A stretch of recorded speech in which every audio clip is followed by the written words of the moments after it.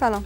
وزارت امور داخله میگوید طالبان مسلح در 15 روز گذشته 98 تن را شهید و 230 فرد دیگر را مجروح کرده است. بر بنیاد معلومات این وزارت بیشترین تلفات به نیروهای امنیتی و مردم در ولایت‌های ننگرهار و تخار رخ داده است. یونما و اتحادیه اروپا به مناسبت روز جهانی صلح از گروه طالبان خواسته که آتش بس کنند. این دو نهاد گفته است که در نتیجه جنگ بیشترین تلفات به مردم ملکی میرسد. سخنان جنجال برانگیز سرور دانش معاون دوم رئیس جمهور در مورد تاریخ افغانستان با واکنش مقامات فعلی و پیشین روبرو شده است. وی در صحبت‌های دیروزش در بامیان نظام‌های پیشین از احمد شاه بابا تا داوود خان را مستبد خوانده بود. وزارت زراعت میگوید بر اساس یک سروی حاصلات گندم در کشور امسال به بیش از 5 میلیون متریک تن رسیده است. و نواز شریف صدر اعظم پیشین پاکستان گفته است کشورش از سوی اردو اداره می شود و افزوده است که عمران خان صدر اعظم فعلی نیز از سوی جنرالان اردو انتصاب شده است.